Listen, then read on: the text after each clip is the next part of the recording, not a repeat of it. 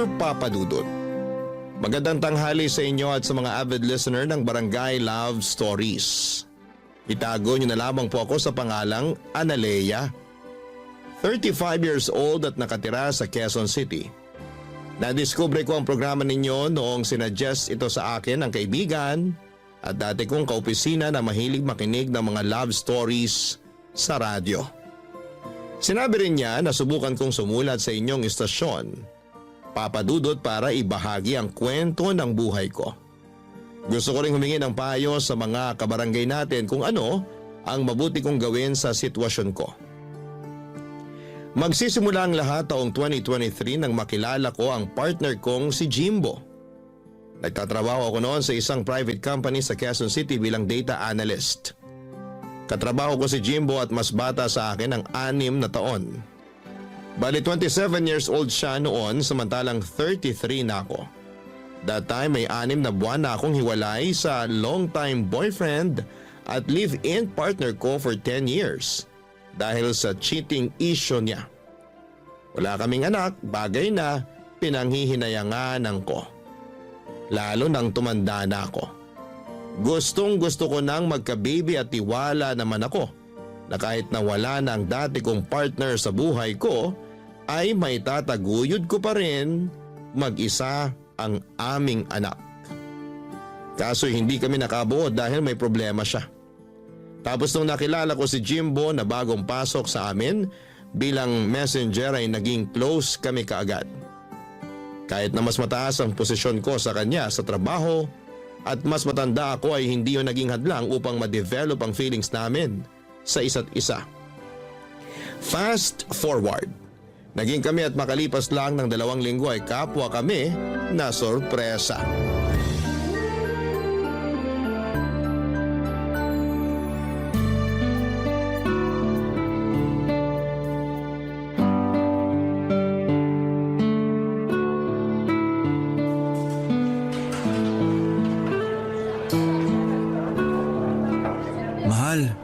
Pansin ko kanino mo pa ako di kinikibo sa office ah. Pati ba naman dito sa fast food? Sorry mahal, busy lang talaga ako sa opisina kanina. Halata nga. Nitingin nga di mo nagawa nung tinawag kita kanina para ihatid yung niluto kong lunch mo. Sorry ulit, pero inubos ko naman yung luto mo. Ang sarap kasi eh. Salamat. Paano hindi magiging masarap yun? Ikaw kaya lagi kong iniisip kapag nagluluto. Naku, yan ka na naman eh. Pinubola mo na naman ako. Hindi kaya. Oo na, pero talentado ka talaga pagdating sa pagluluto. The best na talagang masarap ang putahing niluluto mo. Diyan mo nga ako nakuha eh. Ganun ba? Akala ko pa naman dahil sa kagwapuhan ko. Sige, kasama na yon. Grabe ah. O bakit? Parang napilitan ka lang yata. O baka naman naawa ka lang sa akin kaya sumigi ka na. Ewan ko sa'yo mahal. Yan ang gusto ko. Ano? Kapag tumatawa ka, maganda ka na, pero lalo ka pang gumaganda. Pero masaya ako kasi tumawa ka na. Di ako sanay na maghapon ka na kasi mangot eh. Sorry ulit sa pang-i-snub ko sa'yo ha. Hindi ko naman sinasadya yun. Okay lang, pero may problema ka ba? Wala naman. May gumugulo sa isip mo? Meron. Ano? Sabihin mo sa akin para naman gumaan-gaan yung pakiramdam mo. Actually, hindi naman mabigat yung pakiramdam ko, lalo na nung nalaman ko yon kaninang umaga. Ang alin? Teka, may kukunin lang ako sa bag ko ha. Sige. Ito oh. Ano yung nasa box? Buksan mo, dali. Okay, pero kinakabahan ako ha. Bakit naman? Mamaya may laman tong gagamba, alam mo namang takot ako dun. Ewan ko sa'yo, mahal. O ano na? Buksan mo na. Promise? Walang gagamba rito? Promise. Sige na, buksan mo na. Sige. Ano kaya laman ito? Pregnancy test? Oo. Tignan mo. Hala, 2 guhit. Ibig sabihin, buntis ka? Oo, buntis nga ako. Kaninang umaga ko lang nalaman kasi ilang araw na akong delay sa menstruation ko. Kaya nagpiti na ako para makasigurado. Tapos ayan agad yung lumabas. In fact, inulit ko pa nga para sure talaga tapos pareho lang yung result. 2 guhit. Ibig sabihin positive. Magkaka-baby na tayo. Hindi ko alam yung sasabihin. Basta masaya ako at excited na maging tatay. Alam mo naman na matagal ko nang gustong magka-baby, di ba? Oo, nakwento mo nga tapos ayan na. Natupad na natin yung pangarap mo. Salamat, mahal, kasi ginawa mo akong ina. Binigyan mo ako ng anak. Ako rin naman eh. Ginawa mo akong tatay. Ngayon na magiging magulang na tayo, pinapangako ko na lalo ako magsisikap sa pagtatrabaho para mabigay ko sa inyo ng anak natin yung buhay na deserve nyo. Hindi mo naman kailangan gawin mag-isa yon, mahal. Kasama mo ko. Tayong dalawa ang magulang ng batang dinadala ko. Hindi lang ikaw. Kaya magsisikap din ako para maitaguyod natin yung baby natin. Salamat, mahal. Lalo ako na-inspired dahil sa magandang balita mo. Excited na akong sabihin kay nanay na magiging lola na siya. Siguradong matutuwa yon pero kinakabahan lang ako. Ha? Saan? Siyempre, hindi pa nga alam ng nanay mo na tayo na. Malalaman din niya at double celebration pa kasi magkakababy na tayo. Huwag kang kabahan. Mabait naman si nanay eh. Mahirap hindi kabahan, pero may tiwala naman ako sa'yo. Salamat sa pagtitiwala, mahal ko. Ano kayang magiging gender ng baby natin? Kahit na ano pa, basta healthy ang baby natin, ayos na ayos sa akin.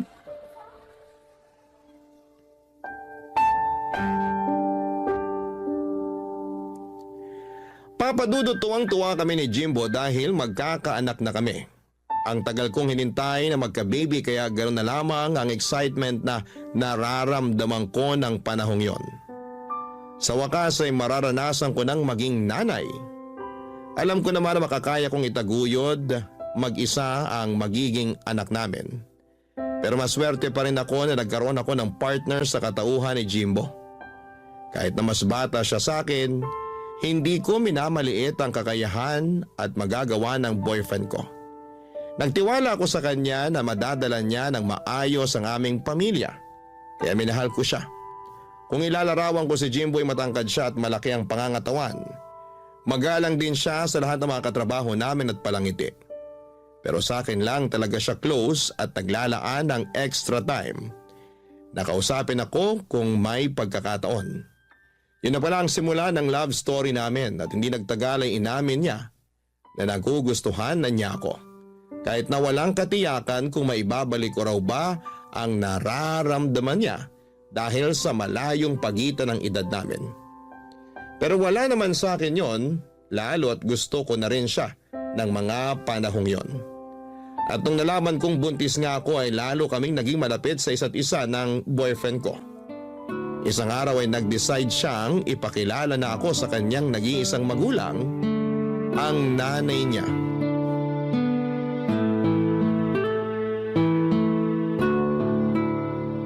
Ano?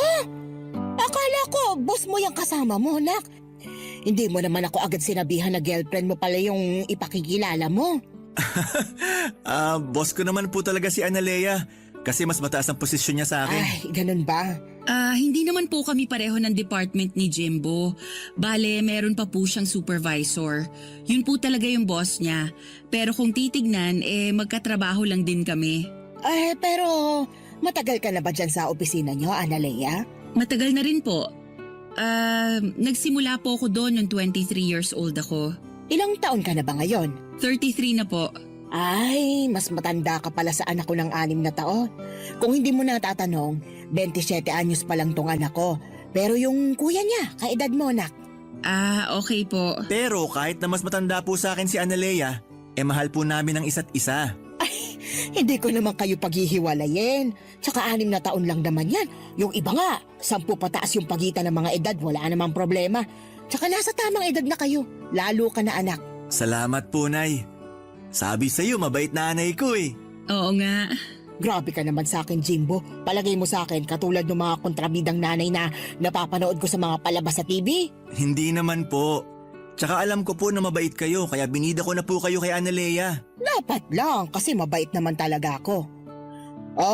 Matanong ko lang kung gaano na ba kayo katagal simula nung maging kayo. Ang totoo, 2 linggo mahigit pa lang po. Pero may isa pa po kaming sasabihin sa inyo. Ha? Ano yun? Promise wag po kayong mabibigla ah. Depende kung sasabihin mong may ginawa kayong krimen ng girlfriend mo. Nay naman eh. Joke lang. Ikaw naman di ka na mabiro. Ano ba yung isa nyo pang sasabihin? Mahal, ikaw ba magsasabi o ako na? Ikaw na. Ang tagal naman, ano ba kasi yun? Magkakaanak na po kami. Ano ka mo? Ulitin mo nga, baka ako'y nabibingi lang. Sabi ko po, magkakaanak na kami ni Analea. Ay, Santissima, ang bilis naman yata. Masyado po kasing mainit sa kama si... Uy, huwag mo nang ikwento sa nanay mo. Tignan mo, nagulat na nga siya. Sorry, mahal. Sinong hindi magugulat kapapakilala mo palang sa akin yung girlfriend mo tapos sasabihin mong buntis na siya agad? Di ba sabi nyo nasa tamang edad na rin kami? Lalo na po ako? Sinabi ko nga, pero hindi ko pa rin mapigilang mag-alala. Para sa akin bata ka pa para maging tatay, nak. Hindi na po ako bata. 27 na po ako. Yung mga kababata ko nga, may anak na kahit 23 years old pa lang sila nun. Sa bagay, ama ka rin naman. Kaya wag na po kayo mag-alala. Kasi alam ko sa sarili ko na handa na akong maging tatay. Tama rin naman dahil wala ka nang magagawa lalo magkakababy na pala kayo. Pero congrats sa inyong dalawa. Hindi nyo naman sinabi agad na magiging lola na ako, di sana nakapagpakulay na ako ng buhok. Ano pong kinalaman nun sa pagbubuntis ko? Pampaswerte lang. Kung di mo natatanong, mahilig maniwala si nanay sa kung ano-anong sabi-sabi. Hindi ba pwedeng magpaganda ako para pag nagpicture tayo mamaya at pinost ko sa Facebook ko maganda ang nanay mo? Siyempre, good news yung pagbubuntis ni Analea. Blessing yung baby nyo. Kaya dapat nakapag-ayos-ayos ako noon. Para naman pag nakita ng mga friend ko sa Facebook, pusuan nila. Hindi nyo naman po kilala yung friend nyo online. Kahit na. Huwag ka na nga ang kontrabida dyan. Pahipo nga ng tiyan mo, Analea. Baka swertihin ako sa madyong mamaya. Papadudot aminado akong nagulat nang magkakilala na kami ng nanay ng boyfriend ko. Mabait naman siya for my likings at ayos namang kausap. Pero hindi ako sanay sa pagiging maalaga at maalalahanin niya sa akin at sa magiging anak namin ng boyfriend ko. Lumaki kasi ako na walang kinamulatang nanay matapos nitong mamatay ng maaga. Wala na rin akong tatay dahil mas pinili nitong makisama sa ibang babae matapos akong iwan at ipagkatiwala sa lola ko.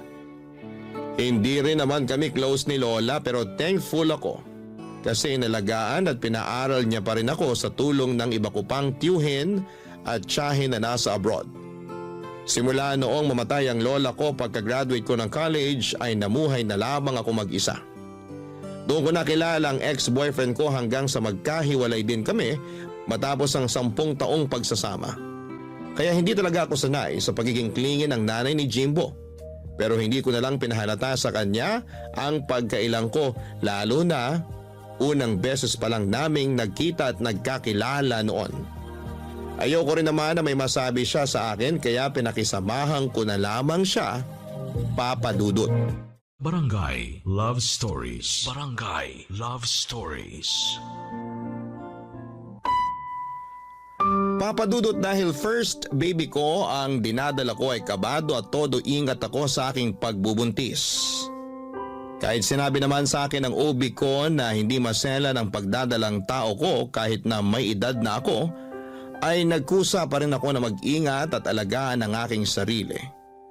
Ayoko kasing may pagsisihan lalo na at anak ko ang pinag-uusapan dito. Bukod doon ay matagal ko ring hinihintay na magka-baby kaya hindi ako makakapayag na mawala lang siya sa akin o kunin sa isang iglap. Kaya nga ginawa namin ni Jimbo ang lahat para maging magaan at maayos ang pagbubuntis ko. Nang mga panahong yon ay umuwi ako sa nirerentahan kong apartment sa Cainta, Rizal.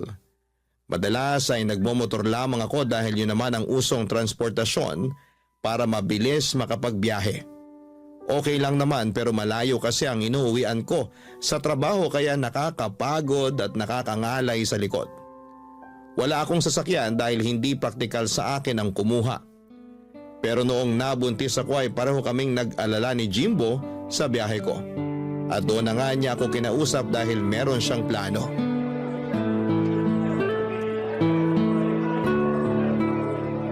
May buntis na namang masaya kasi nakain ko na yung cravings kong cake. Salamat sa treat, mahal. Walang anuman. Cute mo? Sus, bulero. Cute ka naman talaga. Lalo ngayon na naglilihi ka. Ganito pala ang feeling ng naglilihi. Mahirap ba? Sakto lang. May mga araw na mahirap, meron namang okay lang.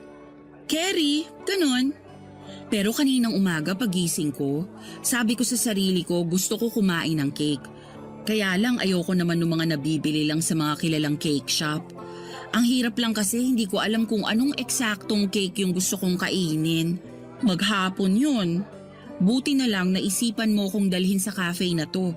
Tapos sakto, nakita ko nga yung cake na gusto kong kainin. Matagal na kitang gusto dalhin dito kasi mahilig ka sa kape, di ba? Oo, Okay lang daw ba sa buntis na magkape? okay lang naman sabi ng OB ko pero wag palagi. Hindi naman maselan pagbubuntis ko kaya nagpapasalamat ako sa Diyos. Siyempre, alam mo na, risky na talaga lalo pag mga gantong edad ng babae. Yun nga yung napag-usapan namin ni nanay kagabi, mahal. Ano yun? Na kahit di naman maselan yung pagbubuntis mo, mahirap pa rin na sumugal. Nag-iingat naman ako mahal. Hindi mo kailangan mag-alala sa akin. Alam ko pero mahirap di mag-alala. Lalo na kapag bumabiyahe ka papunta at pauwi sa inyo. Grabe yung kaba ko kapag hindi kita nahahatid kasi may kailangan akong i-overtime. Di kayo mawala ng anak natin sa isip ko. Naiintindihan naman kita. Pero matagal ko na rin namang ginagawa yung pagmumotor pa uwi. Simula pa nung nag-pandemic. Para sa akin, mas mabilis ang biyahe at mas praktikal kaysa jeep. Saka maliit pa naman tong tiyan ko. Pwede pa akong umangkas sa motorsiklo. Kaya lang mahihirapan ka na pag lumaki na yung tiyan mo. Pwede naman akong mag-UV na lang. Hindi naman talaga problema yung biyahe. Yung inuuwian ko lang kasi sa Rizal pa yun. Malayo-layo rin. Kaya nga naisip namin ni nanay na tumira ka na lang sa bahay. Ha? Tumira sa bahay nyo? Oo, para magkasama na tayo at lalo kitang mabantayan. Tsaka mas malapit yung bahay namin sa trabaho natin since pareho lang naman na nasa Quezon City. Sige na mahal, pumayag ka nang tumira sa bahay namin. Sigurado ka ba talagang ayos lang sa nanay mo? Kasi baka sanay siya na kayong dalawa lang sa bahay nyo simula nung bumukod yung mga kuya mo. Oo naman, siguradong sigurado. Tsaka si nanay pa nga ang nagsuggest nun eh. Gusto ka rin daw niyang makasama sa bahay at mabantayan yung pagbubuntis mo. Okay, pero parang ako naman yata ang maninibago. Mabait naman si nanay. Tsaka huwag kang mag-alala kasi may privacy tayo sa bahay. May sarili naman akong kwarto eh. Ang gusto ko lang naman maging safe kayo ng baby natin. Pag doon na kayo sa bahay tumira, pwede kong gamitin yung tricycle namin. Yung nasa garahe nyo? Oo, pundar pa yun ng tatay namin. May kalumaan pero maayos pa naman yung makina. Tsaka wala namang gumagamit nun kasi may motor naman ako. Aayusin ko na lang para mas maging komportable ka. Kaya sana pumayag ka na. Kung lilipat kasi ako sa inyo, kailangan kong kausapin yung landlord ko. Saka yung mga gamit ko sa apartment, paano natin hahakutin? Huwag kang mag-alala, ako nang bahala dyan. Basta pumayag ka lang. Pwede bang pag-isipan ko muna? Oo naman. Basta sabihan mo lang ako sa magiging desisyon mo. Huwag kang mag-alala, sasabihan talaga kita. Saka bigyan mo lang muna ako ng ilang araw para mag-isip. Medyo nabigla kasi ako eh. At saka malaking desisyon talaga yung gagawin ko sakaling lumipat ako sa inyo. Alam ko naman na mabait ang nanay mo, pero kailangan ko pa rin mag-isip. Naiintindihan ko naman. Kaya nga ayos lang sa akin na bigyan ka ng ilang araw. Thank you, mahal. Sobrang na-appreciate ko ang pagiging maunawain mo. Na-appreciate ko naman ang gustong mangyari ng boyfriend ko nang sabihin niyang tumira ako sa bahay nila kasama ang nanay niya. Nasa Quezon City lang din kasi sila nakatira at hindi hamak na mas malapit kesa sa inuwian ko sa Cainta, Rizal. Pero alanganin pa rin ako noon dahil makakasama ko sa bahay nila si nanay. Hindi kasi ako sanay nang may kasama simula nang maghiwalay kami ng ex ko at alam yun ni Jimbo. Pero alam ko na hindi na lamang sarili ko ang dapat kong isipin. Lalo na may buhay na sa sinapupunan ko. Kaya ginawa ko ang makakabuti para sa anak namin matapos kong pumayag na lumipat sa bahay nila Jimbo sa Quezon City. Kahit maliit lang ang bahay nila ay meron namang kaming sariling kwarto ng boyfriend ko. Kaya masaya pa rin ako dahil may privacy pa rin kami. Kaya lang ay may mga pagkakataon pa rin talaga na hindi mapigilang umiksena ng nanay niya.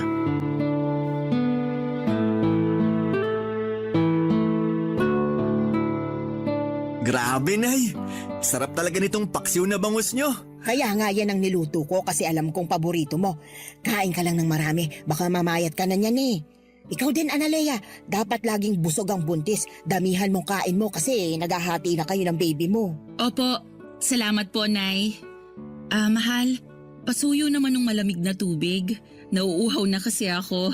Ay, sige. Kunin ko lang sa ref. Ay, sandali. Huwag dun. Diyan ka na lang sa may water jug natin.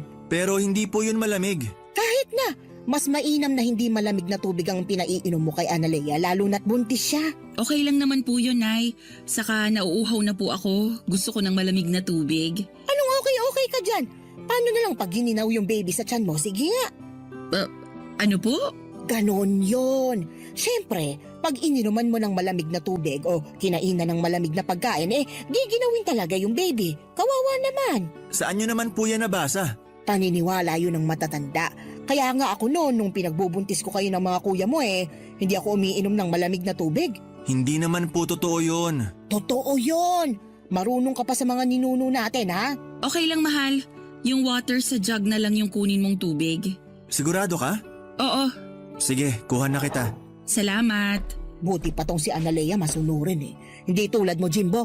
Palibasa, hindi ka naman nagbubuntis. Parang imposible naman po kasi yung sinabi nyo. Anong imposible doon? Kasi kung giginawin yung baby sa tiyan dahil sa pag-inom ng malamig na tubig, ibig sabihin mapapaso rin siya pag humigop ng mainit na sabaw yung nanay? Ha? Kita nyo na, nag-iimbento lang kayo ng pamahiin. Hindi kaya ako nag-iimbento. Mahal, hayaan mo na lang si nanay. Akin na yung tubig ko. Nanunuyo na yung lalamunan ko eh. Ay, eto na tubig mo. Sorry mahal. Salamat. Naku, sana naman kambal na babae yung maging baby niyo. Parang imposible naman po yung kambal kasi wala naman tayong lahi nun. Kaya nga bumili ako nitong kambal na saging para ibakain kay Analea Oh, nak, kainin mo to. Naku, ayoko po ng saging. Nasusuka po ako dyan eh. Nick, ngayon lang naman. Nakipag-agawan pa ako sa palengke para makuha yung may kambal na saging. Paniniwala kasi na kapag kinain niya ng buntis, magiging kambal ang anak niya. Ayan na naman po kayo. Naniniwala na naman kayo sa kasabihan. Totoo yun. Bakit yung kinakapatid mo, kambal yung naging anak kumain lang daw ng kambal na saging yung asawa? Yung kambal ng kinakapatid ko, fraternal, babae at lalaki. Ibig sabihin na mamana yun, lalo na sa lahi nila. Pero may kakilala ko, kambal na babae yung anak pagkatapos kumain ng kambal saging. Di ba, Analea? Ganun yun, di ba? Wala naman pong basihan na pwedeng magkaroon ng kambal na anak sa pagkain ng kambal na saging. Pero hindi ko naman sinasabing wala ng chance na magkaroon kami ng kambal ni Jimbo. Pero hindi yun dahil sa kambal na saging. May scientific explanation pa rin yun. Scientific explanation mo mukha mo. Basta, naniniwala ako na kagagawan yon ng kambal na saging. Huwag mo na nga akong kontrahin, Jimbo. Ayaw mo ba talagang kainin ton saging? Ayoko po talaga. Sige, ako na lang kakain ito. Hala, baka naman kayo magbuntis ng kambal, Nay. Paano mangyayari yun matagal nang patay ang tatay mo? Joke lang po.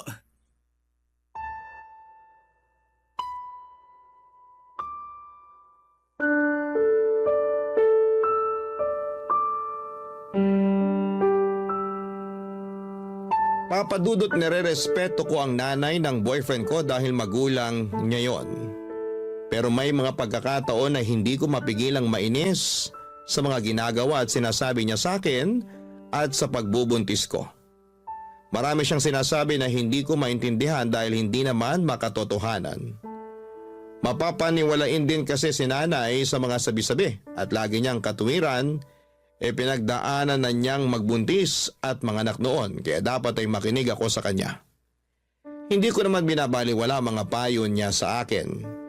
May iba naman kasi doon na useful pero ako mismo ay inaaral ko rin naman kung paano magbuntis ng tama at maging nanay. Kaya lang madalas ay baliwalain ni nanay ang mga effort ko at sinasabi niyang dapat mas pakinggan ko siya kasi papunta pa lang daw ako ay nakabalik na siya. Doon na ako nagsimulang magkaroon ng problema sa pagsasama namin sa isang bubong ng nanay ng boyfriend ko. Barangay Love Stories. Barangay Love Stories. Papadudot na sa 6 na buwan na ako noon sa pagbubuntis ko at nalaman na namin ang gender ng anak namin. Lalaki ang panganay namin kaya masayang masaya ako. Pero hindi ganon ang nararamdaman ng nanay ni Jimbo dahil gusto raw niya ng kambal na babae. Puro kasi lalaki ang mga anak niya kaya pinagdasal daw niya sa lahat ng santo na sana'y kambal na babae ang maging anak ko. Sinisisi niya rin ako kasi hindi ko raw kinain yung kambal na saging na pinakakain niya sa akin noon. Sa kabila ng lahat ay unti-unti na lang tinanggap ni nanay ang magiging apo niya. Pero ilang buwan din bago nangyari yon. Puro kasi siya parinig sa akin na hindi ko raw sinusunod ang mga sinasabi niya para maging kambal na babae ang anak ko. Sa pikon ko minsan ko na siyang sinagot na sa anak niya galing ang genes na nagbibigay ng gender sa babae. Siyempre hindi siya naniwala doon dahil ako naman daw ang nanay at may matres sa aming dalawa ni Jimbo. Hinayaan ko na lamang siya kung yon ang paniniwala niya dahil na-realize ko na mas mahirap turuan ang matatanda kaysa bata. Dumating ang kabuwanan ko at patuloy pa rin si nanay sa pang-iinis sa akin.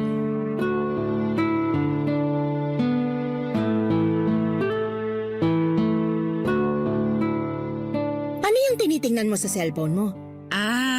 Yung anak po ng kaopisina namin, nag-1 taon na kasi. Aber, tingin nga. Ang cute-cute po, di ba? Parang hindi naman masyadong cute. Nay naman, tignan niyo may dimple pa sa magkabilang pisngi.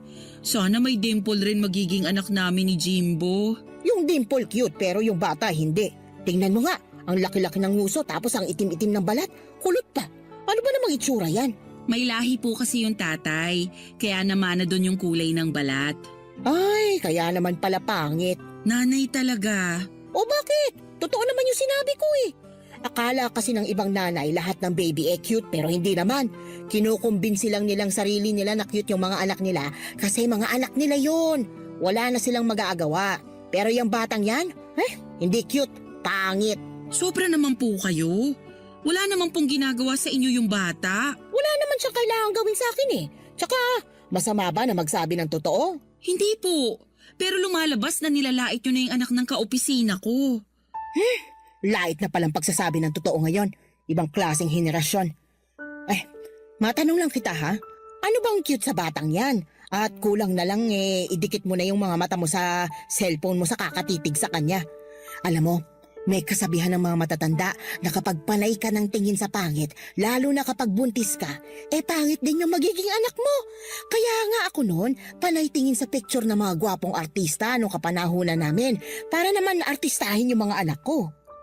Ay, wala naman pong basihan niyang sinasabi niyo. Yung itsura ng magiging anak namin ni Jimbo galing sa aming dalawa. Pwedeng kamukha ko, pwedeng kamukha ni Jimbo, pwedeng hati kami. Saka kahit ano pa ang maging itsura ng anak namin, hindi namin siya tatawaging pangit. Diyan ka magaling sa pagsagot-sagot sa akin. Naligo lang ako, narinig ko na kayo nagtatalo ni Analea, Nay. Anong nagtatalo? Nag-uusap lang kami nitong kinakasama mo. Ano pong pinag-uusapan nyo? Pinagsasabihan ko lang naman siya na panay titig siya dyan sa picture ng anak ng kaopisina nyo. Ang pangit-pangit na bata. Oho, sobra naman kayo makapanlait. Walang pangit na bata. Ay meron. Hindi ba kayo marunong tumingin? Marunong po. Kaya nga kako kay Analea, huwag pagduldulan ng mga mata sa picture ng pangit na batang yon. Kasi baka maging kamukha ng anak ninyo. Paniniwala yun ng mga matatanda noon. Sige ka, magkakaroon ka ng anak na hindi mo kamukha kasi pangit. Nay, sumusobra na po kayo Hindi po magiging pangit ang anak namin ni Jimbo. Sa awa ng Diyos, normal ang baby namin. Walang kapansanan base sa ultrasound. Pero kahit na ano pang maging itsura niya, naniniwala akong hindi siya magiging pangit. Hindi rin naman pangit yung anak ng kaopisina namin. Kayo lang yung nagpapapangit dun sa bata kasi pangit yung ugali nyo. Ano sabi mo? Abay, napakabastos mo Tama naman po si Analea. Sa lagay, mas kinakampihan mo pa yung babaeng yan kaysa sa akin na nanay mo? Anong klaseng anak ka? Hindi naman po kasi tama namang husga. Lalo na ng inosenteng bata. Tsaka masyado na kayong nilalamon ng mga pinaniniwalaan nyo na wala namang basihan. 2023 na po. Hindi na to panahon ng kopong-kopong. Ewan ko sa'yo. Marunong pa kayo sa akin. Pwede bang mamaya na kayo mag-away? Ha? Pati ba naman pag-aaway namin may schedule pa? Manganganak na yata ako, Day. Mamaya na kayo mag-away ni Jimbo kasi ang sakit-sakit na talaga. Hala, teka. Dadali na kita sa ospital, mahal. Papadudot mabilis akong sinugod ni Jimbo sa ospital at na-admit na nga ako para manganak. Buti na lang at safe ang baby namin dahil baka hindi ko mapatawad ang nanay niya sa pangi-stress sa akin. Ang tagal ko rin nagtimpi na huwag siyang masagot-sagot dahil nga sa ginagalang ko pa rin siya. Pero noong araw bago ako manganak ay punong-puno na ako sa kanya plus sobrang sakit pa ng balakang, likod at puson ko dahil nagle-labor na pala ako. Lumipas ang 6 na buwan ay nagkasundo naman kami ni nanay matapos pumagitna sa amin si Jimbo. Kinausap din niya ang nanay niya kaya himalang bumait ang pakikitungo nito sa akin.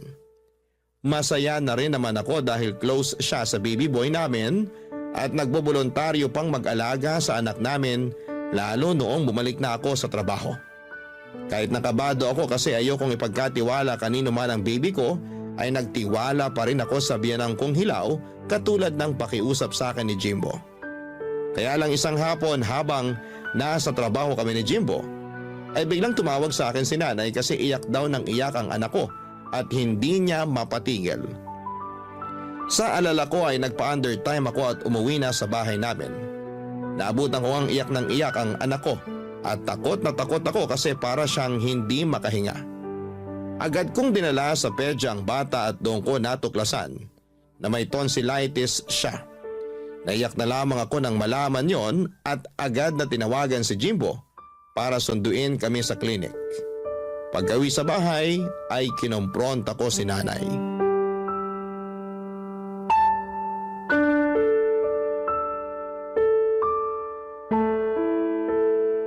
Oh, kumusta na raw yung apo ko? Ano nangyari sa kanya? Namamaga raw po yung tonsil ng anak namin. Ha? Grabe naman. Bakit daw nagkaganoon? Umamin nga po kayo sa akin. Ano pong pinakain niyo sa anak namin? Aha? Anong pinakain ko?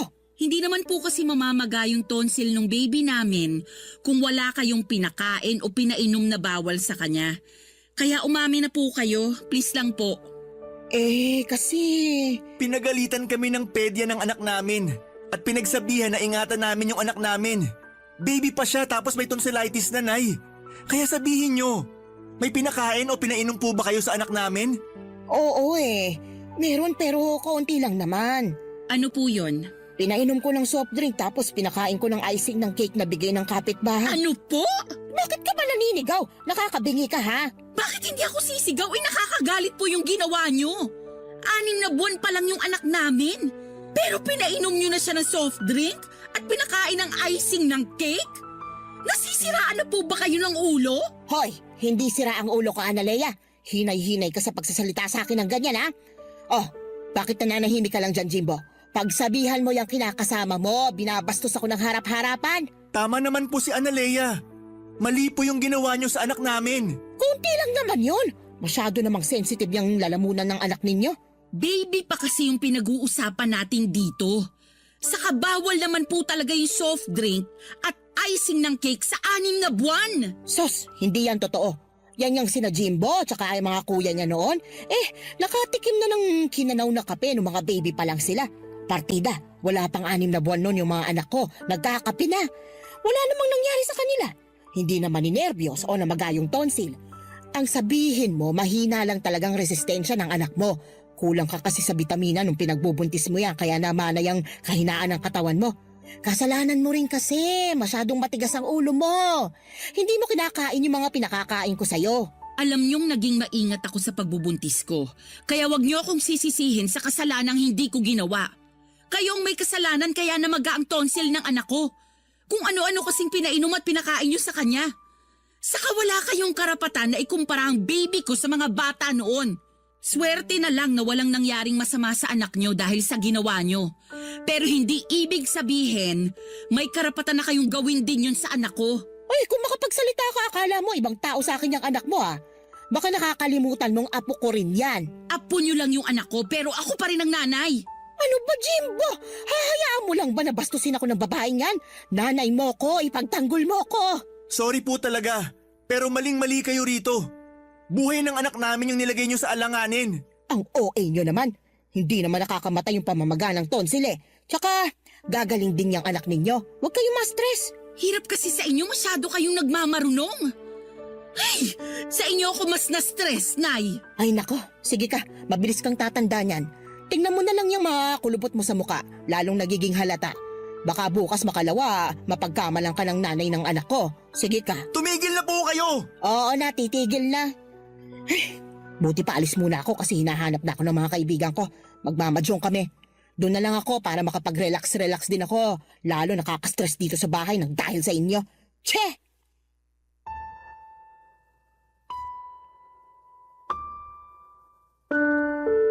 Papadudot pag-alis ng nanay ni Jimbo ay napahagulhol ako ng iyak.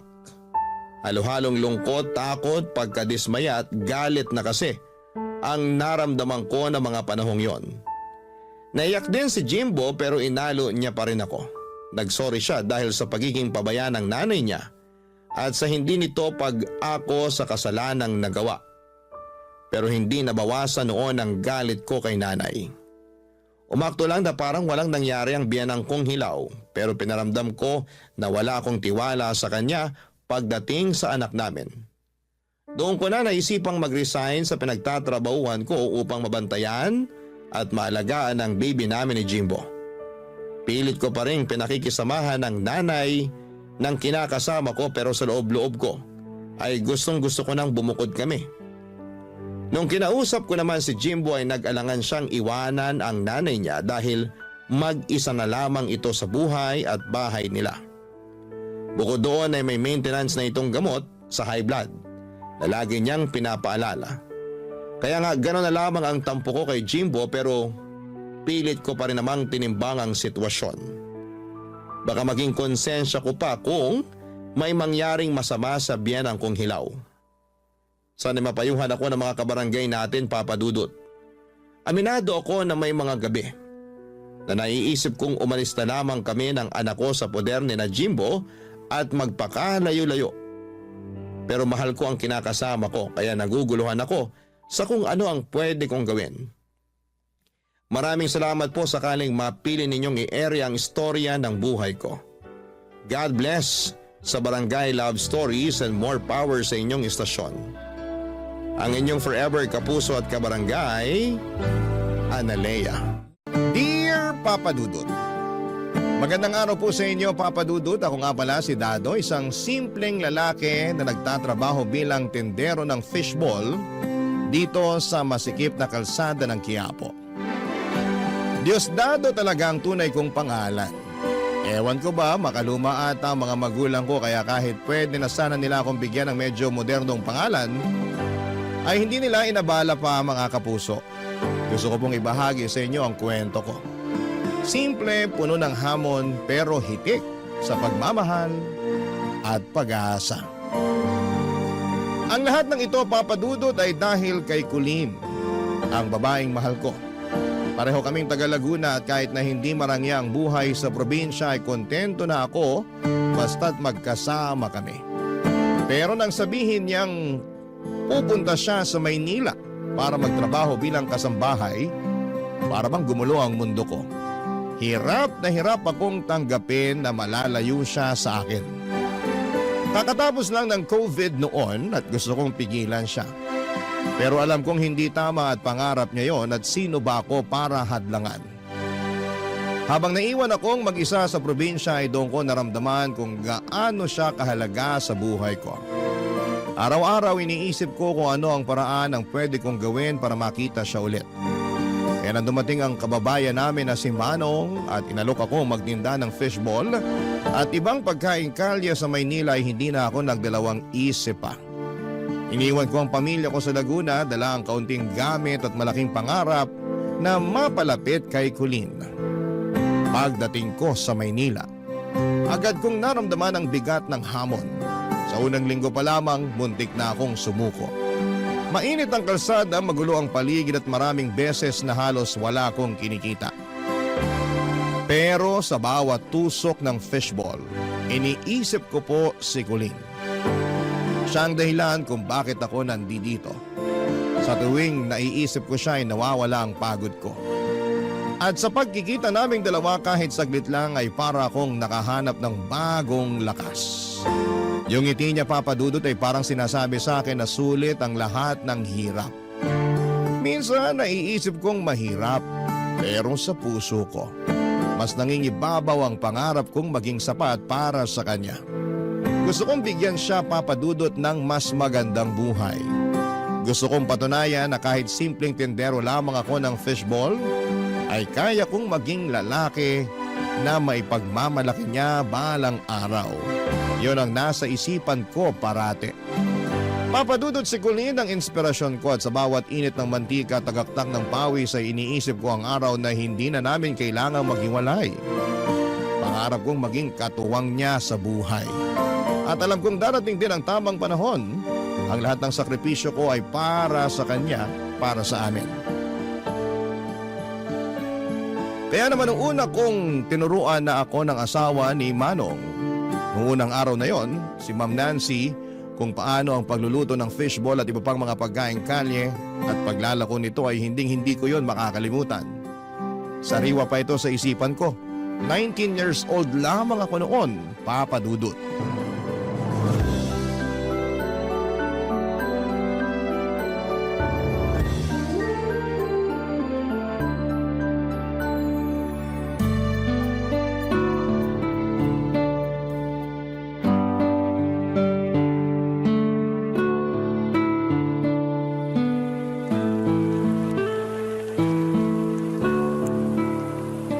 Yan, pwede mo nang ilagay ang fishball. Dahan-dahan lang, Dado, baka matalsikan ka ng mantika. Ganito po ba, ma'am? Tama na po ba ang pagkakasalang? Oo, ganyan nga. Madali lang naman, hindi ba? Opo, madali lang naman po pala. Pero tandaan mo, madali lang yan dito kasi wala ka pa sa ilalim ng init ng araw, Dado. Kailangan mong sanayin ang katawan mo at syempre, ingatan mo rin. Bawal magkasakit. Opo, ma'am. Sisikapin ko po na hindi magkasakit. Tsaka mukhang kakayanin ko naman po yung trabaho ko. Kaya mo nga, pero hindi lang sa init ng araw ka dapat handa. Dapat matutunan mo rin na mag-ingat sa pera. Mahirap ang buhay sa Maynila, Dado. Kailangan matalas ang pakiramdam mo sa mga tao. Maraming mandaraya, maraming gagawa ng paraan para maisahan ka. Opo, ma'am. Nasabi din po sa akin ni Manong yan. Basta po, gagawin ko po ang lahat para hindi po ako magkaproblema. Mabuti naman. Kaya ka kinuha ng manong mo, Dado, dahil naniniwala siyang matinukang tao. Pero lagi mong tatandaan, ang tiwala ay hindi madaling makuha. Pinapahalagahan ito, kaya wag na wag mong sisirain. Makakaasa po kayo sa akin, ma'am. Tandaan mo, sinasabi ko to sa'yo bilang magkababayan kayo ni manong mo. Naalala ko nung kinuwento niya sa akin kung paano siya nagsimula. Nagsumikap talaga siya para marating tong kinatatayuan namin. Dati isang kariton lang ang meron siya hanggang sa dumami. Ang galing nga po niya, ma'am eh. Bilib po ako sa kanya kaya gusto kong gayahin yung determinasyon niya. Alam mo, Dado, naniniwala ako sa kakayahan mo. Huwag na huwag mo talagang sirain ang tiwala namin, ha? Lalo na pagdating sa pera. Dapat tama ang ireremit mong kita. Oo naman po, ma'am. Mapagkakatiwalaan niyo po ako pagdating dyan. Gusto ko po kasi na kumita ako sa matinong paraan. Kasi kapag nagkaroon na ako ng pamilya, gusto ko po na galing sa malinis na paraan yung ipapakain ko sa mag-iina ko. Tama yan. At sana hindi ka matulad sa ibang tindero namin ng fishball. Iniisahan kami. Pangit po talaga yung ganong ugali ng tao. Kapag yung tao po nang iisa sa trabaho, hindi niya alam na hindi aasenso yung ganong gawain. Basta, malaki ang tiwala namin sa'yo. Salamat po sa tiwalang ibinibigay niyo, ma'am. Gusto ko po magtrabaho ng marangal. Lahat po ng to para kay Colleen. Mabuti naman kung ganon. Sino nga pala si Colleen? Girlfriend ko po. Nandito rin po siya sa Maynila. Talaga? Si Colleen pala ang inspirasyon mo, ha? Opo, ma'am. Pangarap ko po na balang araw, maipakita ko po sa kanya na kinaya ko, na nagtagumpay po ako. Gusto ko po na maging proud siya sa akin. Magandang pangarap yan, Dado. Pero tandaan mo, hindi lang para sa kanyang ginagawa mo. Gawin mo rin to para sa sarili mo. Sa buhay, mahalaga na pinagpapahalagahan mo rin ang sarili mo. Tatandaan ko po yan, ma'am. Basta kapag nakaipon na po ako, pakakasalan ko po agad si Colleen. Mag-ipon ka ng maigi. Saka kapag nagpakasal ka na, yung simple lang. Hindi mo kailangan ng magarbong kasal. Ang importante, mapapakain mo ng maayos ang magiging pamilya mo. At nagsumpaan kayo sa harap ng altar na magsasama habang buhay. Parang kayo lang po ni Manong. Siyempre naman. Ang bait po ni Manong kaya hindi po nakakapagtaka na ang bait nyo rin po. Kaya naging maganda po ang buhay ninyo kasi pareho po kayong mabait. Naku, ginawa talaga namin ang lahat para mapabuti kaming mag-asawa. Hindi lang nga po kayo napabuti, mayaman na po kayo. Ikaw talaga. Blessed lang. Naging matyaga lang talaga ang asawa ko kaya heto, may napala naman. Gusto ko lang po talagang gayahin si Manong para magkaroon po ako ng magandang future. Basta magsumikap ka. Opo, ma'am. Masaya akong makilala at maturuan ka kung paano lutuin ang fishball dado. Salamat po. Naisa lang ka kaagad sa trabaho. Okay lang naman po yun, ma'am. Wala pong kaso sa akin. Kailangan ko rin po kasi agad na magtrabaho para magkapera. Galingan mo sa pagtitinda. Huwag po kayo mag-alala dyan, ma'am. Gagalingan ko po talaga. Kaya nga raw po ako dinala ni Manong dito kasi nakitaan niya ako ng potensyal. Maniwala po kayo sa akin, ma'am. Hindi ko po kayo ipapahiya. Ay mabuti naman. Basta lagi mong tandaan ang pinapaalala ko sa'yo, ha? Kailangan mong pagmatyaga ng paligid mo. Lalo na sa pera at baka manakawan ka. Pati ang mga hindi nagbabayad. Tanasan mo parati ang mga mata mo. Opo, ma'am. Salamat po sa tip. Gagawin ko po yan. Basta wag kang maging sanhi ng problema, ha? Naku, hindi po. Mahirap na at baka matulad ka sa ibang tindero namin. Hindi ko nga alam kung nagsasabi ba sila ng totoo o sadyang mandurugas lang talaga. Kaya ikaw, dapat maging honest ka. Allergic pa naman ako sa mga kawatan. Ma'am, pinapangako ko po sa inyo. Hindi po ako magkakaganyan.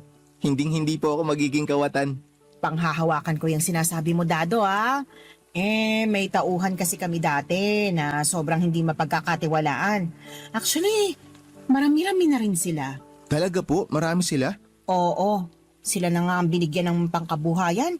Tinraidor pa kami. Basta ako at si Manong mo ay malaki ang tiwala sa'yo, ha?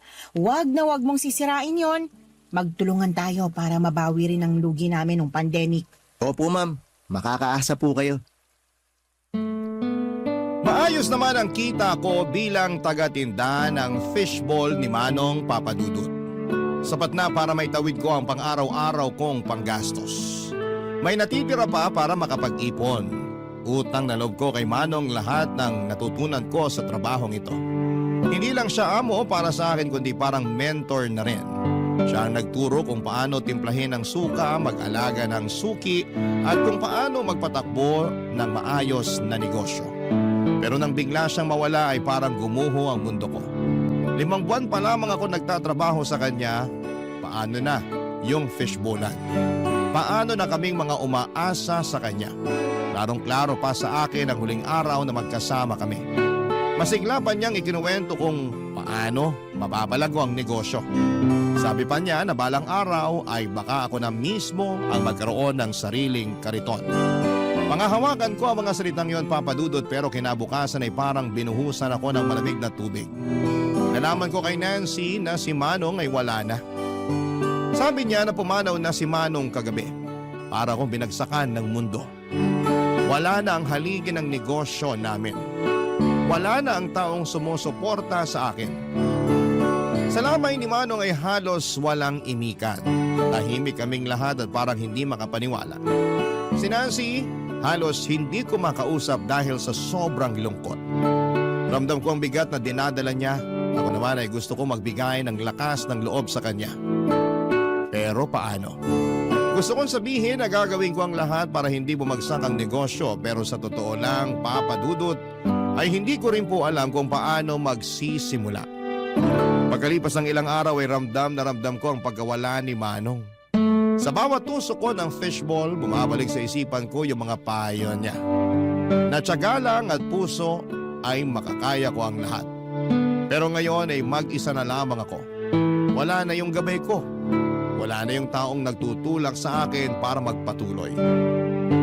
Ang masakit pa, Papadudot, ay naapektuhan na rin pati ang mga pangarap ko. Kasama si Colleen sa mga pangarap kong yon. Gusto ko siyang maiahon mula sa pagiging kasambahay at mabigyan ng maayos na buhay.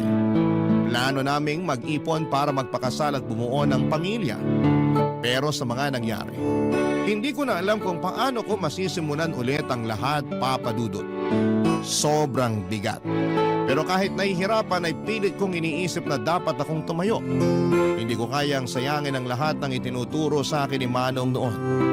Mahirap man ay susubukan kong buuin ang pangarap namin ni Colleen. Alang-alang sa mga pangako ko sa sarili ko.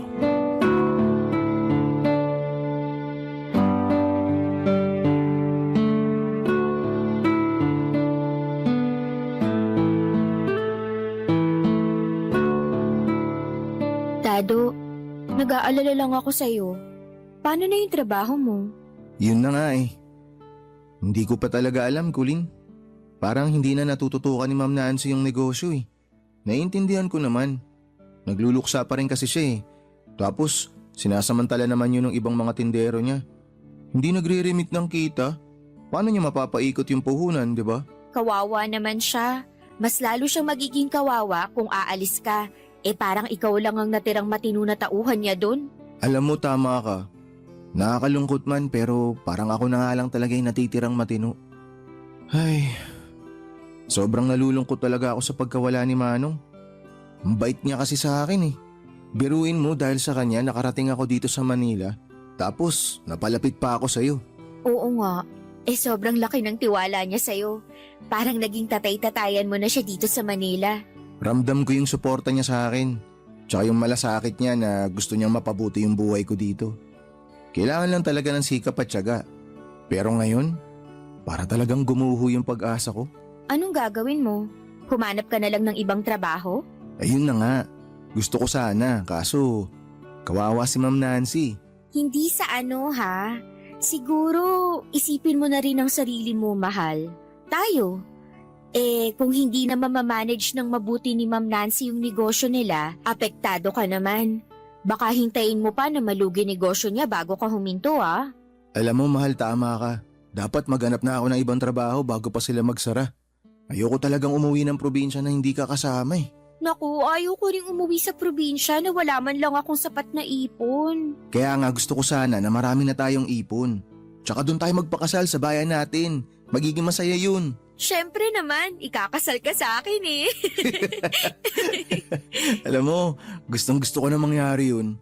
Yung tipong lalakad ka sa altar, nakaputi kang damit na napakaganda para kang prinsesa. Tapos yung carpet pula. Pangarap ko talaga na ikasal tayo ng ganun. Ako rin. At ako ang pinakamagandang babae sa oras na yon. Kukuha talaga ako ng makeup artist. Minsan lang naman tayo ikasal. Sige lang, magpaganda ka lang ng husto. Pero dapat dun sa mismo kasal, meron tayong lechon, may cake, tsaka meron tayong padisco. Maiinggit yung mga kaibigan ko. Pero sana nga magkatotoo. Magkakatotoo yan. Ako pa ba? Hindi ako papayag na hindi tayo makasal sa probinsya. Kaya magsusumikap talaga ako para matupad natin yung pangarap mong kasal. Salamat, mahal. Basta tutuparin ko yung pangako ko, kaya relax ka lang, mahal. Kaya sana talaga matutukan na ni Ma'am Nancy yung negosyo niya. Tsaka gusto ko na rin mawala yung mga tindero doon na nagtatarantado. Hindi mapagkakatiwalaan eh. Nadadamay patuloy ako. Sabihin mo si Ma'am Nancy. Gagawin ko talaga yan. Kasi nakasalalay yung kasal natin dito. Tama ka, mahal. Bukas na maaga, pupunta ako si Ma'am Nancy. Sasabihin ko sa kanya na kailangan niyang patatagin ang loob niya kasi baka hindi lang si Manong ang mawala sa kanya pag nagkataon. Pati na rin yung kabuhayan nila na pinalago nilang dalawa. Sige, mahal. Tulungan mo si Ma'am Nancy. Baka tama nga si Manong na kailangan mong magsikap sa pagtitinda para balang araw magkaroon ka rin ng sarili mong kariton at puhunan para sa fishball mo. Malay natin, ikaw ang susunod sa yapak ni Manong. Wala naman silang anak na pwedeng magmana ng negosyo nila, di ba? Oo nga no. Mahirap din yung kay Ma'am Nancy kasi wala siyang kasama ngayon, kaya tulungan mo na lang talaga siya. Kababayan pa naman natin si Manong. Siyempre naman mahal, tutulungan ko talaga si Ma'am Nancy. Kasi kapag naging mas maganda yung negosyo niya, ibig sabihin lang nun, mas magiging maganda yung pangkabuhayan showcase ko. Tuloy ang pangarap nating kasal, di ba? Yan ang gusto ko sa'yo, mahal. Hindi ka sumusuko. Tsaka gusto mo talagang tuparin ang pangarap natin. Lahat mahal gagawin ko para sa'yo. Kaya nga ako pumunta talaga dito sa Manila para mapalapit sa'yo. Tsaka kapag nakaipon na talaga ako ng gusto, tama yung sinabi mo eh. Baka pwedeng magtayo na ako ng sarili kong fishbowlan. Kapag ako na may-ari, hindi ka na mamamasukan bilang kasambahay. Magiging katulad ka na ni Ma'am Nancy, manager. Ay, ang saya naman. Gusto ko maging manager. Aabutin natin yan. Walang imposible kapag pinagsusumikapan. Alam kong kaya mo. Kaya natin. At mahal, kapag dumating yung araw na magkaanak na tayo, hindi natin ipaparana sa kanya ang hirap. Oo, ganun na nga. Gusto ko magiging prinsesa at prinsipe ang mga magiging anak natin. Ibig sabihin nun, ako ang hari, tapos ikaw ang reyna. Sinabi mo pa. Ang saya siguro nun, mahal, no?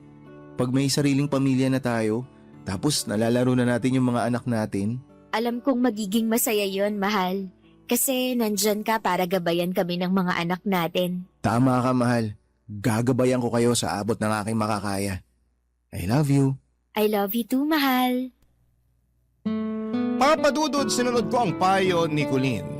Sa isang tahimik na gabi ay kinausap ko si Ma'am Nancy. Habang nakaupo kami sa bahay nila ay hindi ko maiwasang mapansin ang lungkot sa kanyang mga mata. Kaya sabi ko sa kanya na alam kong mahirap ito para sa kanya. Pero nandito lamang ako para tumulong. Alam kong hindi magiging madali pero kakayanin namin ito. Habang sinasabi ko yun ay ramdam ko ang bigat ng kanyang tingin sa akin. May lungkot. Habang inaabot niya sa akin ang isang tasa ng kape ay nasabi niyang hindi na niya alam kung paano siya magpapatuloy kung wala ako. Napalunok ako habang tinitignan ko siya. Ramdam ko ang bigat ng kanyang bawat salita.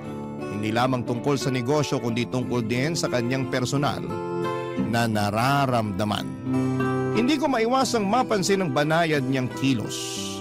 Ang paghaplos niya sa gilid ng mesa, ang pagbagsak ng kanyang balikat at ang bahagyang ngiti na tila may ibang kahulugan. Sabi niya na kailangan niya ako, na hindi niya kayang mag-isa. Dahil pakiramdam niya ay nawala na siya ng lahat. At ako na lamang ang meron siya ngayon at parang nakikita niya pa rin si Manong sa akin kasi ako ang pinakamalapit kay Manong. Ramdam ko ang lungkot sa bawat salitang binitawan niya, Papa Dudut, pero kasabay dito ay may init na hindi ko may paliwanag. Nangako na lamang ako na gagawin ko ang lahat para makatulong. Pero sa loob-loob ko ay naguguluhan ako. Parang may ibang sinasabi ang mga titig at kilos niya na pilit kong iniiwasang intindihin. Habang tumatagal ang usapan na hindi ko maiwasang makaramdam ng tensyon. Sinabi ko na lamang na gagawin ko ang lahat para maipagpatuloy ang negosyo. Ang legacy na iniwan ni Manong. Pilit kong nilalayo ang isipan ko sa nararamdaman kong kakaiba. Pero habang binibigkas ko yon ay napansin kong tila lalong lumalapit si Ma'am Nancy. At ang bawat salita niya ay tila umaabot na hindi lang sa tenga ko kundi pati na rin sa loob-loob ko. Pero sabi niya sa akin na sa bawat gabi ay parang hindi niya alam kung paano babangon sa susunod na araw. Kailangan niya daw ng kasama. Hindi lang sa negosyo kundi sa buhay niya. Hinawakan niya ang dibdib niya. Napalunok ako at hindi ako nakasagot. Sa isip ko ay alam kong nasa pagitan ako ng aking tungkulin at ng nararamdaman ni Ma'am Nancy. Hindi ko alam kung paano ko pananatiliing tapat sa alaala ng aking amo habang nararamdaman ko ang bigat ng pangungulila ni Ma'am Nancy, Papa Dudut. Barangay Love Stories. Barangay Love Stories. Papadudod sa pagkawala ni Manong, si Nancy na ang nagmamanage ng negosyo nila. Si Nancy, bagamat abala sa pamamahala ng negosyo, ay madalas bumibisita sa akin. Katwiran niya ay gusto niyang tiyakin na maayos ang takbo ng negosyo. Pero hindi ko pa rin mawala ang nararamdaman kong kakaibang tensyon kapag kasama ko siya. Isang araw habang nag-aayos ako ng kariton ng fishbowl ko sa kanilang bahay, nilapitan niya ako at tumingin ng seryoso. Sabi niya ay may gusto daw siyang sabihin sa akin.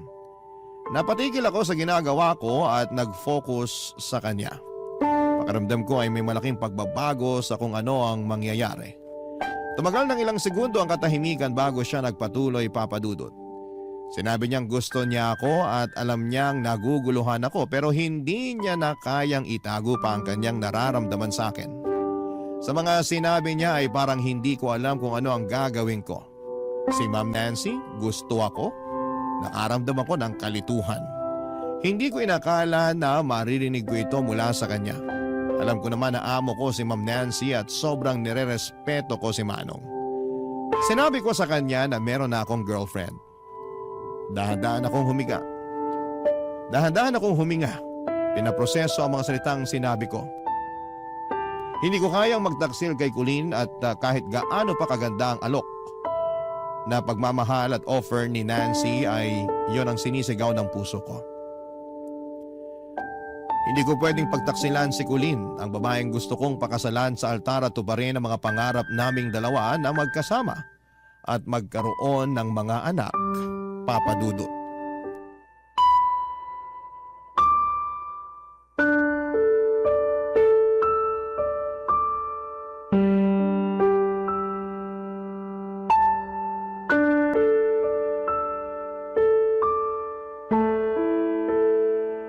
Dado, pwede naman nating isikreto ang lahat ng to. Ma'am, hindi ko po talaga kayang gawin yan. May girlfriend po ako. Ayoko masira yung relasyon namin ni Colleen. Kaya nga wala tayong pagsasabihan. Itatago natin ito. Pasensya na po talaga kayo pero hindi ko po pwedeng isakripisyo yung relasyon namin. Tsaka hindi ko po kayang gawin kay Manong yung ganito. Wala na nga si Manong. Siguro dahil alam niyang mamamatay siya. Kaya kanya dinala sa buhay namin. Ma'am, hindi naman po ako gamit para kung kailan nyo gustuhin pwede nyo makuha. Alam mo, Dado, gusto ko lang na malaman mo na kung tatanggi ka, mawawalan ka ng trabaho. Ha? Ano ho? Seryoso ako. Kung gusto mo pang magtrabaho sa akin, tanggapin mo ang alok ko. I'm sorry kung nagiging harsh ako sa'yo pero wala akong magagawa. Kailangan ko tong gawin dahil gusto kita. Gusto kitang mayakap kapag nalulungkot ako dito sa bahay. Alam mo naman, nag-iisa na lang ako sa buhay. Alam kong nawala na si Manong at nag-iisa na lang po kayo sa buhay pero hindi po talaga pwede. Dado, hindi ko kayang tanggihan mo ako. Ma'am, marami naman pong iba dyan. Dado, hindi porkit nawalan ako ng asawa kung sinong lalaki lang ang gusto kong makarelasyon. Iba ka. Espesyal ka sa puso ko kaya kahit parang baliw ako sa harapan mo, nagpapakababa ako dahil mahal na kita. Sabik na ako sa'yo. Pasensya na po talaga kayo pero hindi ko kayang suklian yung pagmamahal na sinasabi nyo. Nandito lang po ako para magtrabaho. Para alagaan yung negosyong iniwan ni Manong. Wala akong pakialam kung hindi mo ako mahal basta't mayakap lang kita kung kailan ko gustuhin. Ma'am, ganyan na po ba kayo kadesperada para gawin yan? Hindi ganyan yung Ma'am Nancy na kilala ko. Wala akong pake. Tuwing nakikita kita, iba talaga ang pakiramdam ko eh. Gusto kong hawakan ang bisig mo, yakapin ka, hagkan ka. Hindi ko na kayang pigilan tong nararamdaman kong pagkasabik sa'yo. Ma'am, hindi ko po talaga kaya. Huwag niyo na po akong pilitin. Pasensya na po talaga. Talaga bang ganyan katigas ang puso mo para sa akin? Siguro dahil matanda na ako. Gusto mo yung batang katulad mo? Sige, magsama kayo ng Colleen na yon. Pero wala ka nang babalikan pang trabaho. Ma'am naman, huwag niyo na akong pagbantaan ng ganyan. Alam niyo naman na hindi ako nakapagtapos ng high school eh. Hindi ganun kadali maghanap ng trabaho ngayon. Tsaka marami na po akong suki na bumibili sa akin. Isa pa, may utang pa akong binabayaran. Kaya nga gusto kong magkaroon tayo ng relasyon para makapagpatuloy ka sa pagtitinda. Kung hindi mo kaya, makakaalis ka na. Ma'am, ang hirap naman ng lagay ko. Paano po kung malaman to ng ibang tao? Paano kung mabuntis kayo? Hindi ko kayang iwan si Colleen. Siya yung dahilan kung bakit ako nandito sa Maynila. Siya yung dahilan kung bakit ako nagtatrabaho sa inyo. May plano na nga po kaming ikasal tsaka bumuo ng sarili naming pamilya eh. Dado, walang makakaalam. Tsaka, hindi naman ako mabubuntis eh. Hindi ba't wala kaming anak ni Manong? Sigurado kung hindi ako mabubuntis. Hindi natin po problemahin yan. Tingnan mo ako sa mata. Hindi ba ako maganda? Hindi ba ako kaakit-akit para sa'yo? Ma'am, ayoko po talaga. Natatakot po ako. Hindi ko po kaya. Sinabi ko na nga sa'yo na hindi ako mabubuntis. Kaya wala kang dapat ikatakot. Dado, makinig ka. Ngayong wala na si Manong, ikaw na ang bagong may-ari ng puso at katawan ko. Angkinin mo na ako. Ano bang gusto mong gawin ko? Maghubad sa harapan mo? O huhubaran kita? Ma'am, teka sandali, wag po kayo magubad sa harap ko. Baka may makakita sa atin eh. Dado, pwede ba? Walang makakakita. Sarado ang bahay. Yung mga butik-isa-kisame lang ang makakakita sa atin. Dado, paligayahin mo naman ako. Ilang buwan na ako nangungulila. Walang kasama sa kama. Malamig ang bawat gabi ko. Painitin mo naman ang katawan ko. Ma'am, Halika, lapitan mo ko. Halikan mo ko. pero ma'am...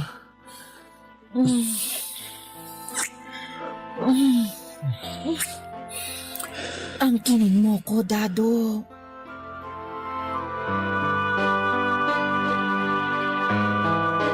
Papadudot, nagkamali ako. Hindi ko akalain na darating ako sa puntong yon at sa araw-araw kong pagtitinda ng fishball, dala ko ang pangarap ko para sa amin ni Colleen. Pero habang lumilipas ang panahon ay tila unti-unti akong nalilihis sa landas na dapat kong tinatahak. Si Nancy, ang babaeng dati boss ko lang, ay naging isang tukso na hindi ko napigilan. Sa umpisa, akala ko'y simpleng trabaho lang ang dapat kong pagtuunan, pero unti-unti niya akong hinatak sa isang sitwasyon na hindi ko inakalang papasukin ko, Papadudot. Maraming beses ako nagtangkang umiwas, gusto kong ihinto ang namagitan sa amin, pero si Nancy ay may kakaibang paraan ng paghawak sa akin. Tuwing lalapit siya ay may mga pagkakataong nawawala ang kontrol ko. Sa bawat halik at haplos niya, ang pagiging tapat ko kay Colleen ay unti-unting natutunaw.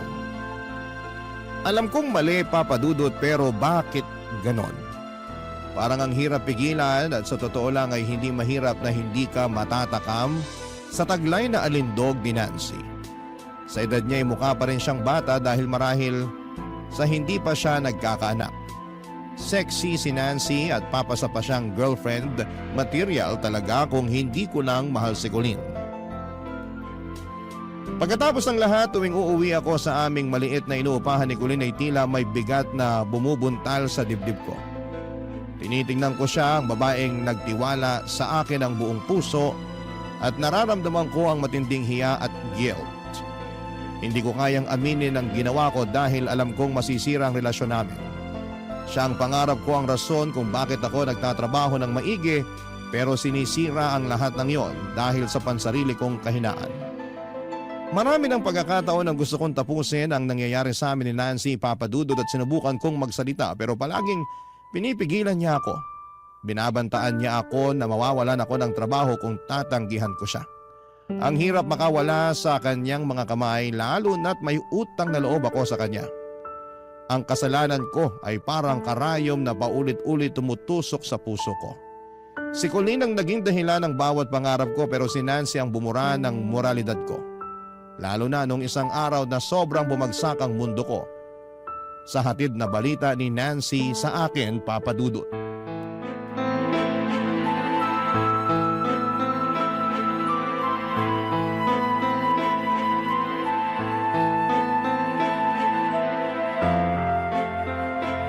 Paano nangyari yun? Di ba maingat tayo? Sabihin mo sa akin, Nancy, na hindi totoong buntis ka. Nagawa-gawa mo lang lahat to. Buntis nga ako.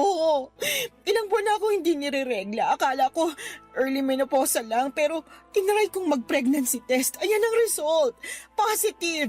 Buntis ako at ikaw ang ama. Hindi ka pwedeng mabuntis. Hindi pwede to, di ba may usapan tayo? Hindi totoo tong nangyayaring to. Hindi ka pwedeng mabuntis. Sinungaling ka. Eh anong gusto mong mangyari? Ipalaglag ko?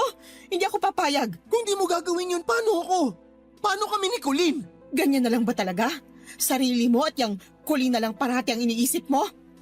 Pwede mo naman siyang hiwalayan na. Magkakaanak na tayo. Sa atin na tong negosyo. Hindi ka na magiging tindero lang ng fishball cart. Tumigil ka. Hindi ko siya ihiwalayan at mas lalong hindi ko gusto yan yung pinagbubuntis mo. May usapan tayo. Tsaka napasok mo pa talaga yung pagiging tindero ko dito? Wala ka na ba ibang masabi? Dado, ang gusto ko lang naman sabihin pwede na tayong magsama na hindi sikreto sa lahat. Buang ka ba? Umpisa pa lang sinabi ko na sa'yo na may girlfriend ako. Ang lagay, hihiwalayan ko si Colleen para lang dyan. Siya ang gusto kong pakasalan. Hindi ikaw, kaya hindi kita pananagutan. Nagtatalik tayo tayo. Bumuka ka ako. At ikaw, masaya ka naman habang ginagalaw ako. Huwag mo nga akong bigyan ng rason na pangtanga. Ang sabi mo sa akin, maingat ka, hindi ka mabubuntis. Ang lumalabas, niloko mo ko.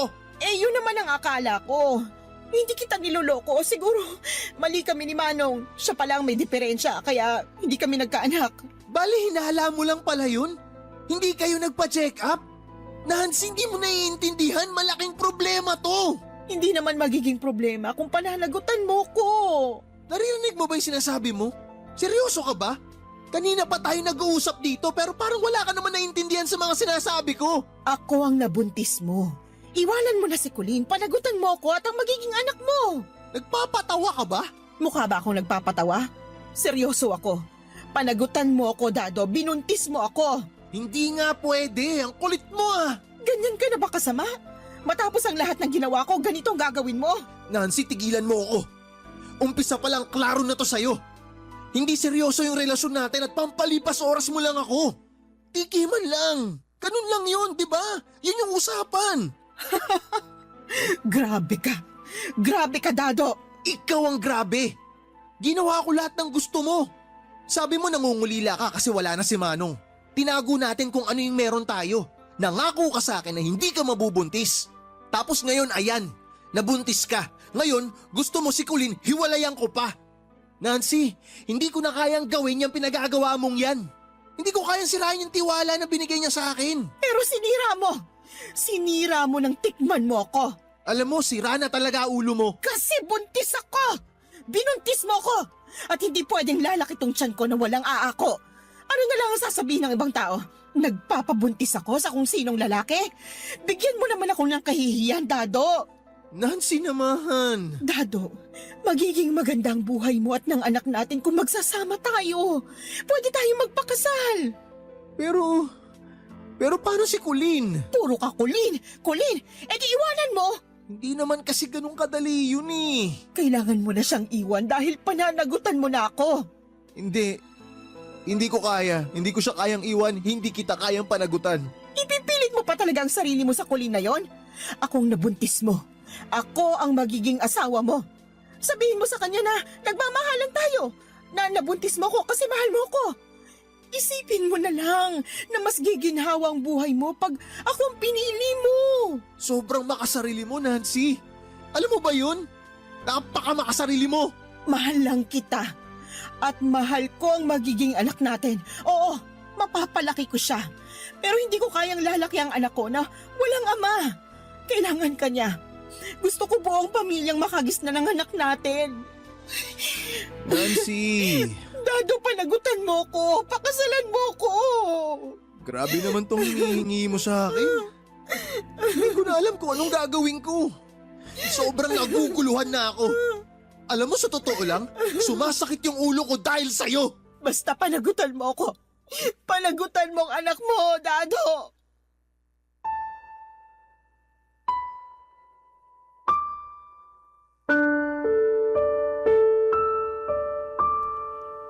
Papadudot, alam kong kasalanan ko kung bakit ako napunta sa sitwasyon na ganito. Napakabigat ng bawat hakbang ko na para bang ang bigat ng mundo ay nakasabit sa mga balikat ko. Si Nancy ay naging sanhi ng pinakamalaking gulo sa buhay ko. At sa mga oras na yon ay hindi ko alam kung paano ko sasabihin kay Colleen na niloko ko siya. Ang hirap ng bawat gabi at hindi na ako makatulog ng maayos. Naisip ko si Colleen, ang kanyang ngiti at kung paano niya ako laging sinusuportahan sa lahat ng bagay. Siyang naging dahilan kung bakit nagsusumikap ako sa pagtitinda ng fishball. Pero paano ko magagawang tumingin sa kanyang mga mata pagkatapos ng lahat ng ito? Tiyak akong masisira siya kapag nalaman niya ang katotohanan. At sa sandaling yon ay mawawala na rin siya sa buhay ko. Ang ideya pa lang na iiwan niya ako ay parang espada na tumusok sa puso ko. Hindi ko rin alam kung paano haharapin si Nancy. Paano ko maalagaan ang magiging anak namin kung mismong ako ay hindi pa handa. Pinipilit ko mag-isip ng paraan pero parang kahit na anong gawin ko ay walang tamang sagot, papadudot. Alam kong hindi ko dapat talikuran ang responsibilidad ko kay Nancy Pero paano ko naman magagawang baliwalain ang pagmamahal ko kay Colleen?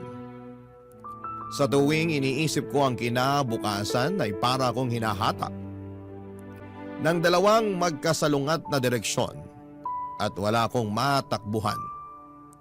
Ang pinakamasakit ay alam kong sarili ko lang ang may kasalanan.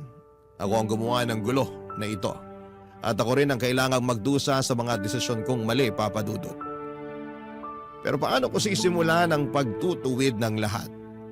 Si Colleen ang pangarap ko, pero paano ko magagawa na abutin ang pangarap ko?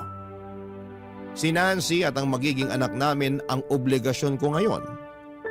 Pero paano kung hindi ko magampanan ang tungkulin ko?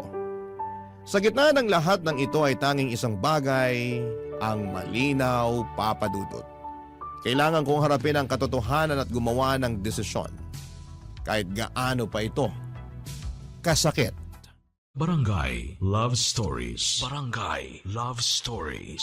Papa Dudut, sa mga oras na yon ay parang gusto kong huminto ang lakas or ang lahat para makapag-isip ako kung ano ang mga dapat kong gawin. Hindi ko alam kung hanggang kailan ko may tatawid ang sitwasyon na yon at araw-araw akong kinakain ng konsensya. Nakipagkasundo ako kay Nancy na bigyan niya na lamang ako ng panahon at itinago ko kay Colleen ang tungkol sa pagbubuntis ni Nancy. Alam kong mali pero takot akong sabihin ang katotohanan. Sa tuwing magkasama kami ni Colleen ay nararamdaman ko ang bigat sa dibdib ko. Lalo na kapag tumitingin siya sa akin ang puno ng pagmamahal at pagtitiwala. Iniisip ko na paano niya ako magagawang patawarin kung malalaman niyang niloko ko siya. Sa bawat araw na lumilipas, parang mas lalo akong nilalamon ng takot.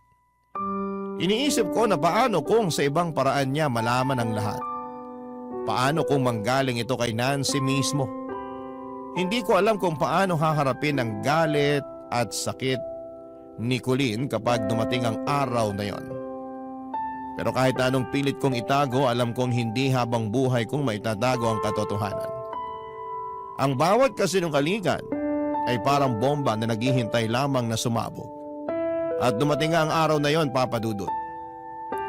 Isang mahabang gabi sa buhay ko, pakiramdam ko noong pumunta ako sa bahay ni Nancy ay parang may nakasunod sa akin. Ramdam ko talaga na sinusundan ako ni Colleen at alam na niya ang totoo. At makikipag-break na siya sa akin. At tamang ang hinala ko, nahuli niya kaming nag-uusap ni Nancy. At tandang-tanda ko ang mga titig ni Colleen sa akin. Puno po ito ng galit. Kitang-kita ko kung paanong nadurog ang puso niya. Eto na ang bomba. Sasabog na. Parang kumukulong mantika na inihagis sa kalan ang malamig na fishball. Nag-aalboroto ito na parang sumasabog na bulkan. Hindi ko maipaliwanag ang sakit na makita siyang umiiyak dahil sa akin, Papa Dudut.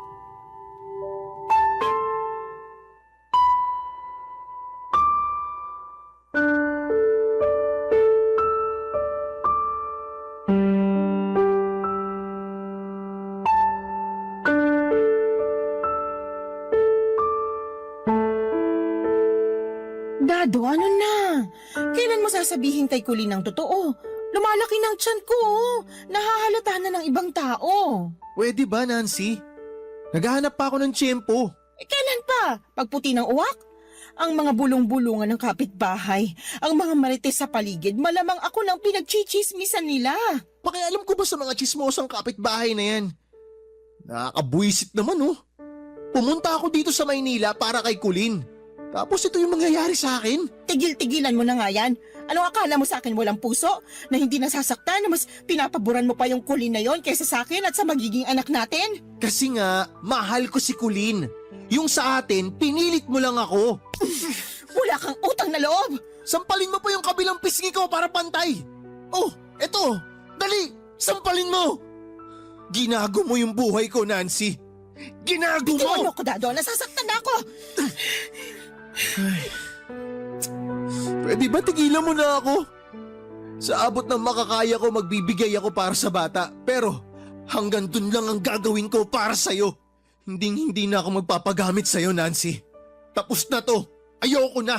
Ang sabihin mo, gusto mo lang takasan ang obligasyon mo dahil alam mo na kaya kong buhayin ang anak natin. Ayaw mong panagutan ang anak natin. Dado!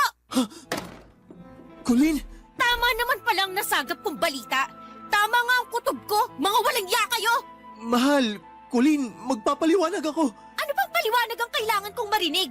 Nagawa mong pumatol sa matandang babaeng to dahil sa pera niya? Magdahan-dahan ka sa pananalita mo. Nasa pamamahay kita. Trespassing ang ginagawa mo. Huwag mong ibahin ang usapan. Hindi trespassing ang issue dito. Malas mo lang na tsempohan ko kayo dito mismo sa bahay mo. Hindi ko kasalanan na hindi mo nakandado yung pinto kasi tatanga-tanga ka. Ang totoong issue dito, kahit kulubot na yung balat sa gitna ng hita mo, pinapakamot mo pa rin sa tauhan ng fishballan nyo. Manggagamit ka. Ang kapal na mukha mong matandang hukluban ka. Abay, sumusobra ka ng babae ka. Nancy, teka. Takpan mo ako, subukan mo. Umalis ka sa pamamahay ko. Bago ko umalis, tanggapin mo muna tong ibibigay ko sa'yo! Colleen, tama na yan. Ang kapal ng mukha mo. Nancy, tama na. Huwag mo na siyang patulan. Kumalma ka na muna. Pakiusap, huwag mo sasaktan si Colleen. Ako ang sinampal niya. Ako ang sinaktan ng babaeng yan. Sumugod siya dito para sampalin at ipahiya ako. Pwede ba, Dado, umalis ka sa harapan ko? Hindi pa kami tapos ng amoy lupang babaeng to na pinaglihisan nuno sa punso! Alam mong dapat sa'yong matanda ka? Inilalagay ka sa kumukulong mantika ng fishball. Ang saya mo, no? Habang tinutuhog ka nito ni Dado, enjoy na enjoy ka kahit alam mo na may girlfriend na siya! Mahal, makinig ka sa akin. Ikaw lang ang mahal ko. Ikaw lang talaga. Tigilan mo yung kakamahal mo sa kanya dahil magkakaanak na tayo. Nancy, pwede ba? Tumahimik ka na! Aba, bakit ako tatahimik sa sarili kong bahay? Tama naman ang pinagsasabi ko ah.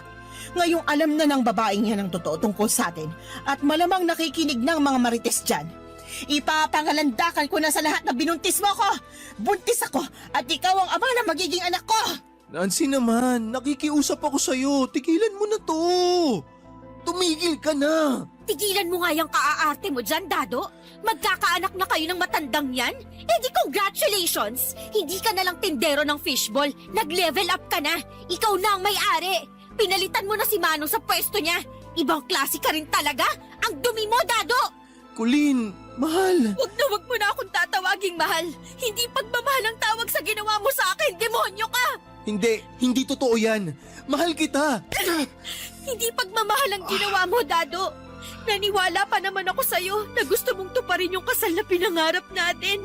Lahat ng yon ay isa palang malaking kasinungalingan lang. Colleen naman. Ikaw naman, matandang hukluban. Ang taas pa naman ng respeto ko sa'yo. Hindi ka na nahiya sa alaala ng asawa mo? Matapos siyang mamatay, kumirengkeng ka kaagad sa tauhan mo? Baka hindi lang si Dado ang tumuhog sa'yo.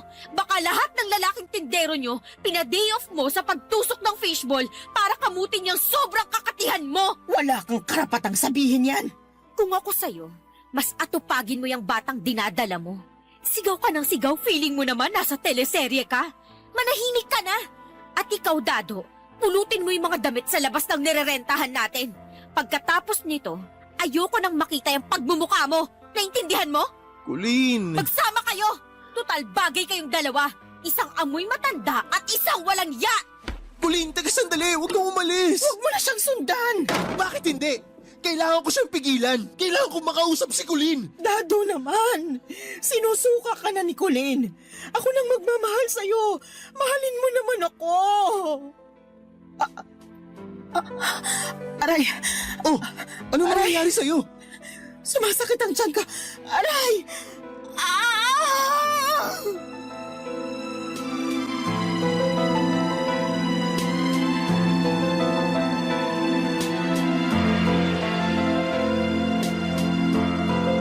Mga padudot, kitang-kita ko kung paano nadurog ang puso ni Gulin habang nakatitig siya sa akin bago siya tuluyang umalis. Hindi ko may paliwanag ang sakit na nararamdaman ko noong makita ko ang mga luha niya.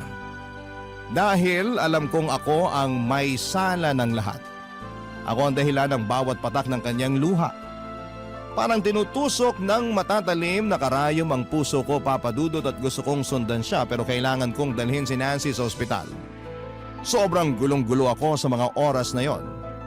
Ang sakit ng mapagtanto na ang babaeng mahal na mahal ko ay nasira ko dahil sa mga maling desisyon ko at tuluyang lumalayo na sa akin. Hindi ko alam kung ano ang dapat kong gawin, Papa Dudut, sikulin ang mundo ko, pero para bang mailap na siyang mapapasa akin pang muli. Ayaw na niya sa akin at sino ba naman ako para ipilit ang sarili ko sa kanya.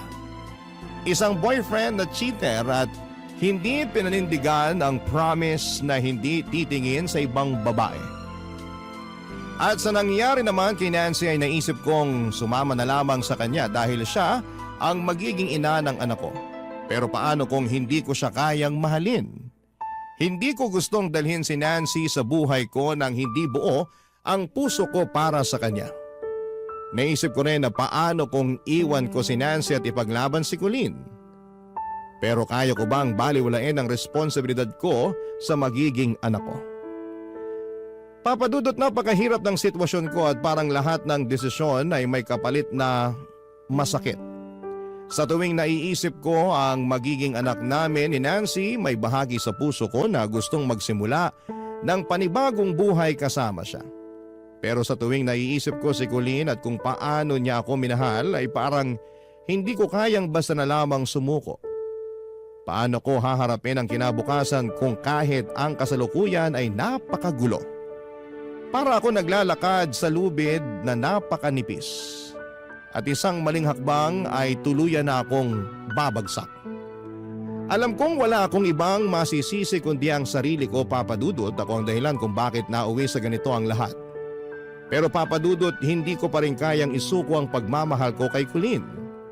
Siya ang nagturo sa akin kung paano mangarap at kung paano magmahal.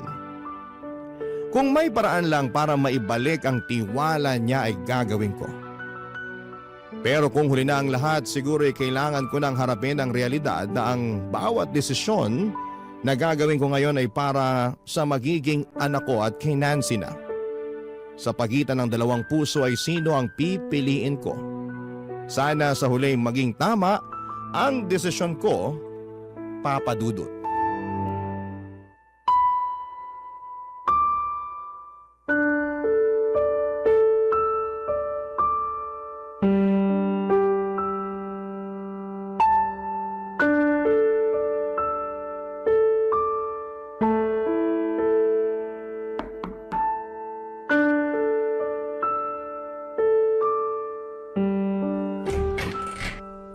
Colleen, mahal.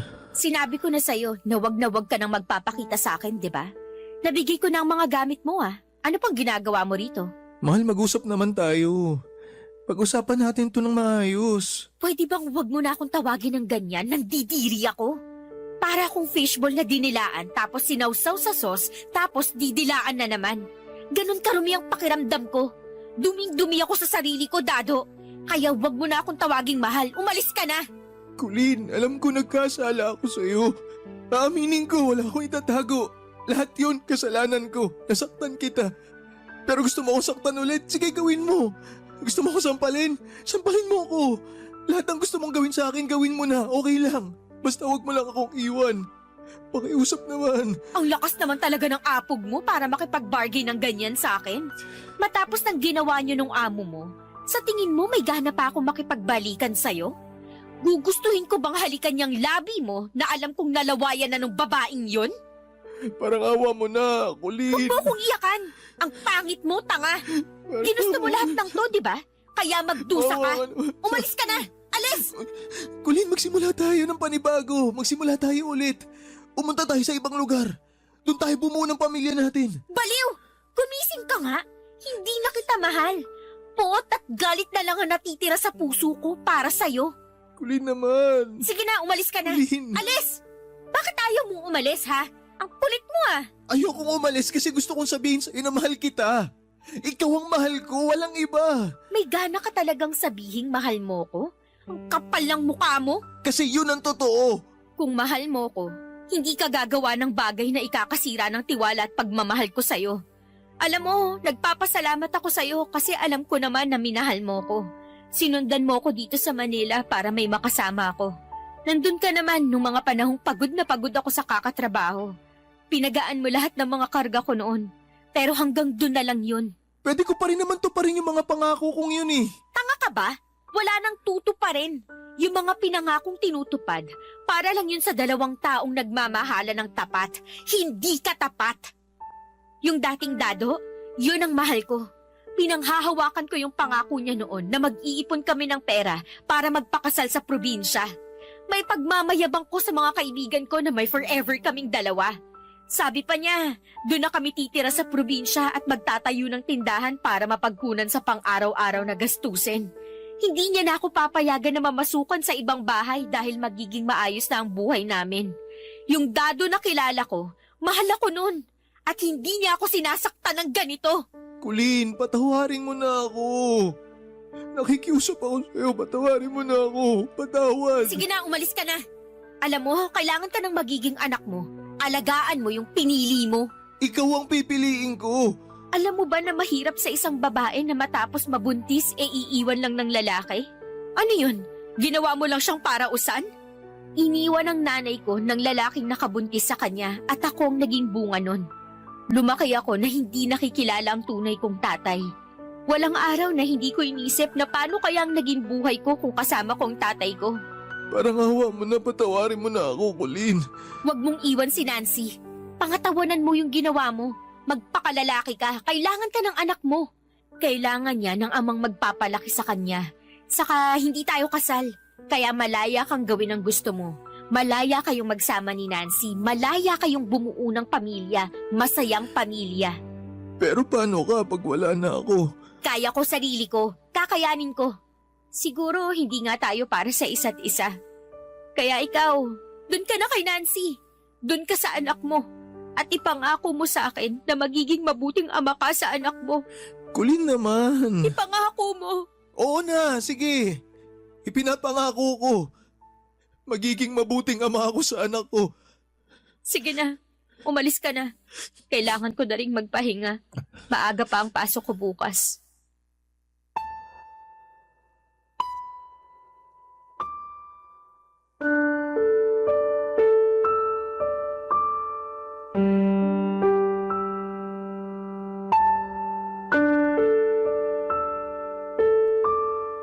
Papadudo, tuluyan na nga kaming nagkahiwalay ni Colleen at hindi ko akalaing darating kami sa puntong yon pero wala na akong magawa. Ngayon si Nancy na ang kasama ko pero kahit na anong pilit kong magpakatatag, hindi ko may pagkakailang may kirot pa rin sa puso ko tuwing naiisip ko si Colleen. Siya ang naging dahilan kung bakit ako nangarap, kung bakit lumuwas ako ng Maynila para mapalapit sa kanya.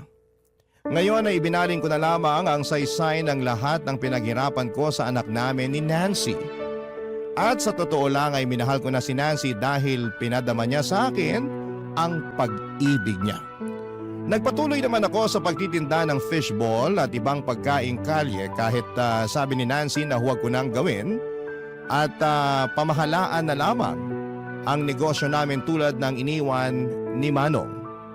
Naging usap-usapan sa probinsya na ako ang pumalit hindi lang sa negosyo ni Manong kundi pati na rin sa puso ni Nancy. Ang dami nilang sinasabi sa akin pero hinahayaan ko na lamang. Ang importante ay natupad ko ang kahilingan ni Colleen na maging mabuting ama sa anak namin ni Nancy. Ibang klase si Colleen, niloko ko na pero binigyan pa rin ako ng aral. Halos isang taon na rin ang lumipas at hindi ko na nga nakita si Colleen, Papadudot. May nakapagsabi sa akin na namasukan na raw siya bilang domestic helper sa Middle East. Ang hirap isipin na nasa malayo na siya. Iniisip ko kung kumusta na siya, kung masaya ba siya, sana'y nasa mabuti siyang kalagayan. Hiling ko lang na sana'y makahanap siya ng lalaking magmamahal sa kanya ng totoo. Yung hindi siya sasaktan at hindi siya lolokohin. Hindi siya bibiguin, hindi tulad ng nagawa ko. Pero kahit na anong pilit ay hindi ko magawang kalimutan si Colleen. Pero hindi ibig sabihin ay hindi ko mahal ang pamilya ko. Mahal ko ang anak ko at si Nancy. Ngayon sa bawat araw na nilalako ko ang fishball ay pinipilit kong itusok din ang sakit ng nakaraan. Ang bawat kanto, ang bawat mukha ng mga suki parang paalala ng mga pangarap ko dati. Napatawad ko na ang sarili ko Sa mga pagkakamali ay may natutunan naman ako. Ang inyong forever kapuso at kabarangay, Dado.